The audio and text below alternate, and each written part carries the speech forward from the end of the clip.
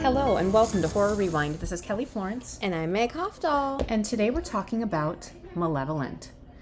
Meg, we had one of those days where we had the privilege of just looking through Netflix and saying, have you seen this one? Have you seen this one? And we chose this one mainly. I chose it because Florence Pugh is in it and I thought, it can't be bad, right? Yeah, I mean, it's true. These days are rare. We had some plans that got canceled, so we got to just lay back on a rainy day and watch a movie we hadn't seen before. And when you said have you seen Malevolent? I'm like, Malignant? That's what I was thinking in my head. So it took me a moment, but yeah. So we hadn't seen it, and it was kind of interesting. It kind of went a different way than we thought, I think. Yeah. So the description is that a brother and sister paranormal con team are going in and tricking people, taking their money, saying that they're getting rid of their ghosts, but then they accidentally go into a house where, they get more than they bargained for. And so I thought, okay, great, they're going to get spooked by some ghosts. But of course, it was much more than that. Yeah, it was the way I kind of felt like it was Don't Breathe meets Haunting a Hill House or something. They are going in to do something nefarious, and the person inside isn't as innocent as they think. So, but then there was ghosts. So It kind of had that supernatural level too. I liked how she has this ability that her mother has, and she's kind of been, I don't know if avoiding it, but I kind of feel like she's been sort of working against it a little bit because she doesn't really want to accept that she has this actual supernatural ability. I also thought it was interesting. I think the brother has it too, and he's been using drugs and listening to self-help stuff on tape, so he won't see ghosts. Yes. And at first you don't really know, and they don't explain it, and I like that it's not just all laid out. But we see him taking pills, we see him listening to positive feedback. We also see him get beat up by a couple of dudes, so we know he owes money, but it's never really explained what it's about, and that's okay. I like it. Speaking of the twists and turns this took, it gets pretty gory, but not in a blatant way. And if you've seen it, it'll make sense to you.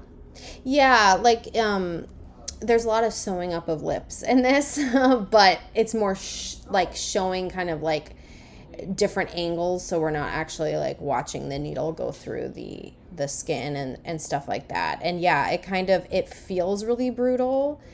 And it is brutal, but it's not actual blood and guts on screen as much. I really like the character of Elliot. He was so sweet.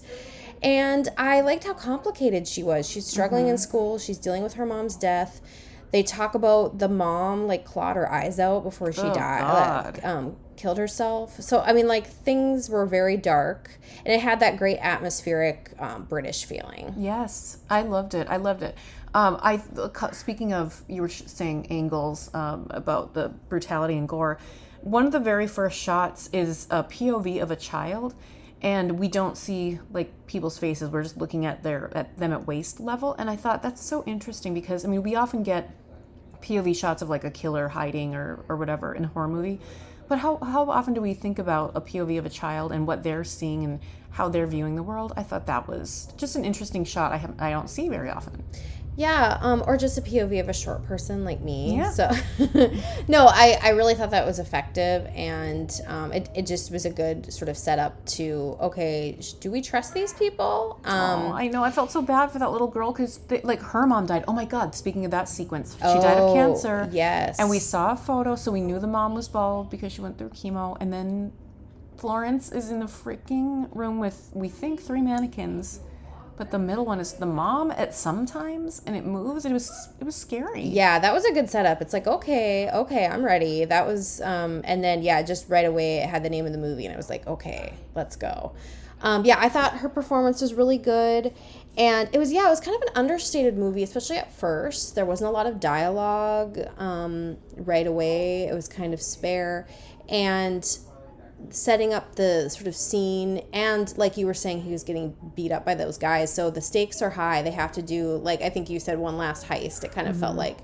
And here's the thing, like, I think there's nothing worse than a human being who would, like, pretend to talk to dead people, like, to and make people's money. Yeah, I mean, I think that's pretty low. Yet you kind of, like, see how Elliot, for instance, he sees, like, something in Beth. He sees that she has this ability. You see that the brother is sort of desperate. And once you realize, like, what they've gone through and stuff, it definitely makes it is kind of like Don't Breathe, where it's like, that's the one I'm thinking of, right? Yeah, with the blind guy? Yeah, it's like, it's sort of like, okay, they're there to steal stuff, but, you know, it's complicated, and yeah, they're not perfect, but that's kind of what makes it fascinating. Yeah, I thought it was a good setup. And then, of course, I missed part of this, but how did she learn about the history of the murdered girls there before they got to this house? She just went and looked at microfiche. Okay. And see, this is great. It took place in the 80s. And there really isn't a reason to take place in the 80s other than the technology. Yeah, I think so. Which I feel like that's going to be a trend more and more in horror films. Like, obviously there's the nostalgia factor. We like seeing things take place then. But I think also movies might just choose to take place then to make it a little easier on us. Because, I mean, there's only so much we'll believe that the phone doesn't work, you know? Right. Yeah, and so they were using old school technology, this, old video camera, walkie-talkies, and going through this house, and she's seeing the ghosts. No one else is at first. But I was just thinking, it's like one of the very last moments, but when Beth is asking the 3 dead girls for help, and then they just start screaming, I got physical goosebumps. Yeah. Like, it was so good. That was really cool. So, you're trying to guess, like, are the little girls, like, evil? And then once you realize, no, they, like, went through this horrible thing with this woman and her creepy son. At one point they get away in the car, and it's like, and then of course they crash, and it, oh God, it goes down from there. And the son, he's so brutal. He takes them out one by one with a shovel. Yeah. It's definitely brutal, but yeah, no, I really enjoyed it, especially as something like was not on my radar at all. I don't even know if I heard of it. No. And it was well done, I thought. And Florence Pugh, I mean, she's a great actress, and she's just so cute. She's effortlessly cool. Yeah, she is. Well, let's rank this movie on a scale of 0 to 10. 0 being you hated it, 10 being you think it's a perfect movie. What's the scale? It's got to be sewn up lips, right? Yeah, I mean, sewn up lips. I'm going to give it 8 sewn up lips. I thought it was really enjoyable. Held my interest. I liked how the ghosts were very, like, matter of fact, in the sense that, like, it was daylight and there they were. Yeah. I like the emotional aspects of it. Yeah. And I thought the ending was just very, like, I don't know, creepy, and sort of, it kind of, like, stayed with me. Yeah. And I'm going to give it a 7, but I also like the ending, and thank God Elliot and Beth got away. And although, we know that she's going to be quote unquote haunted by ghosts the rest of her life, I think that she's accepting her gift now, and she's not going to con people anymore, obviously. Yep. And she's going to use it for good. So it felt like, the classic hero's journey, and she becomes stronger in the end. And Elliot's just so dang cute, and I ship them, and I want them to be together. So we thought he was going to die for sure. I know. It sounded like it, especially when that woman was going with him with that medical saw thing. God. So he's going to have a few scars. They're going to need therapy after this, definitely. They'll be okay. And just think, this happened 40 years ago, so they've lived a long life. Oh, that's nice. I like that.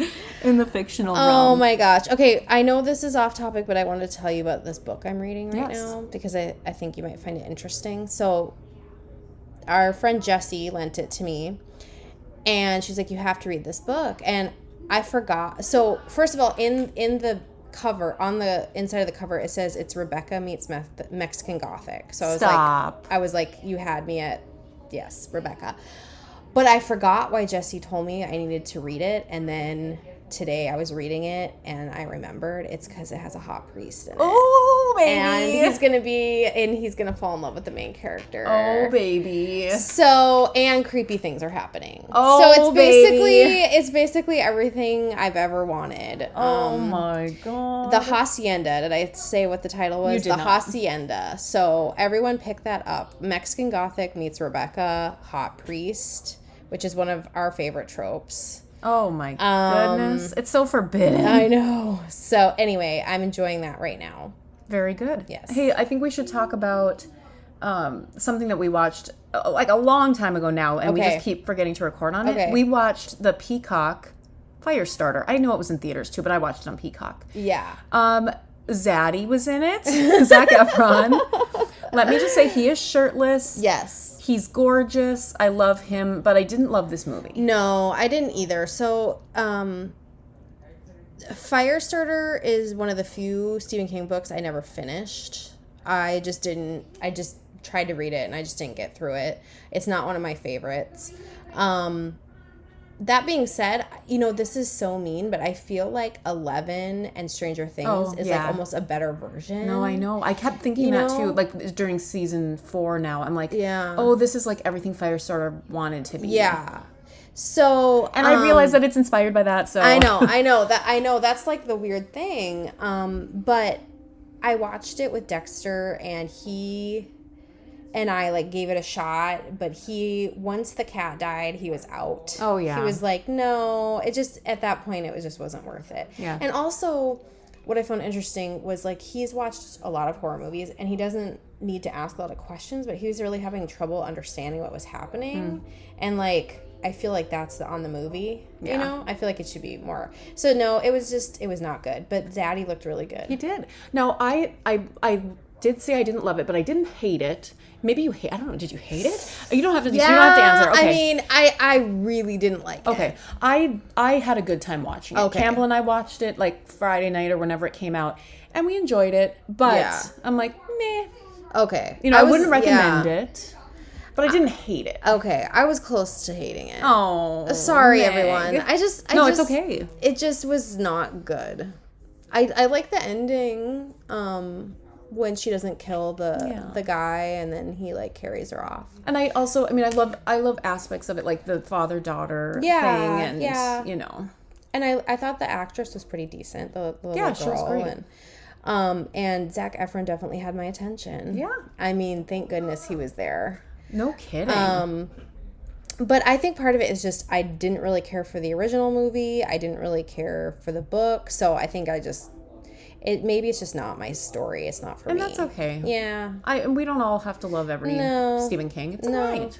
Yeah, it's okay. So I don't think let's not even rank that. Okay. But let's talk about another thing that came out that we watched, and it was on Netflix. It's the Blumhouse Our Father docuseries. It was a docuseries, right?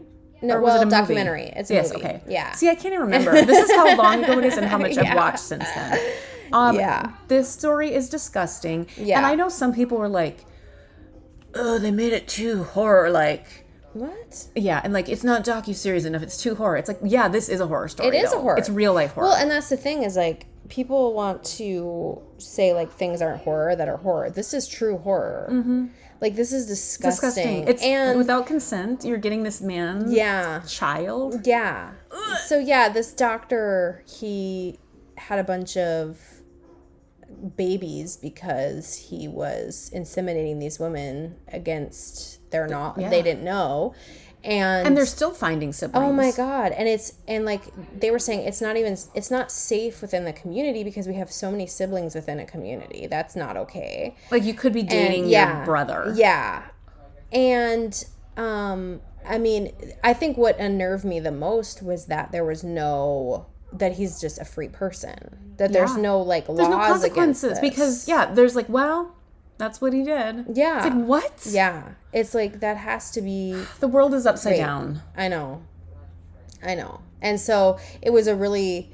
I thought that they really did a good job of focusing on that one woman in particular, and she's like the most pissed off, I think, of anyone, and she's a tough cookie, and I loved hearing like her recordings of her talking to this dude, and she's like this bulldog, and I thought that was really, really a cool person to sort of follow through this. And it was very like just the facts. Like it was not like the super dramatized. Yeah, they didn't sensationalize like recreations or anything. Yeah. I mean, they did some recreations, but it wasn't like gross. No.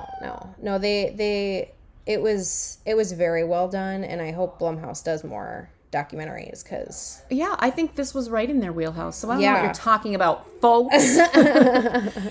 Man, I'm getting heated. I know. That's the problem though, is like everyone has an opinion and that's okay, but sometimes people are really loud about their opinion, and it can be a little annoying sometimes.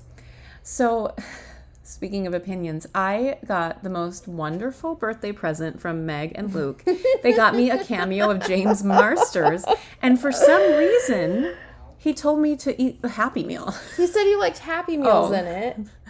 I don't know. I never said you like Happy Meals. Luke never said you like Happy Meals. I don't know. And then he did it in a British accent. Yeah. So I'm like, oh, he's British. Maybe just because you're American? But apparently he's American. Yeah, he is. That's what you're telling me? He is. Okay. Well, I don't know what's going on. So that was fun. But it was very funny. Obviously, I'm so thankful for it. And thank you, James, for the cameo. But what do you mean I'm like Happy Meals? I don't know. I'm curious to know if there was somebody else who's doing a cameo for Who Loves Happy Meals. And he got it mixed up. Also, who loves Happy Meals? Who also loves James Marsters? I don't know. They exist.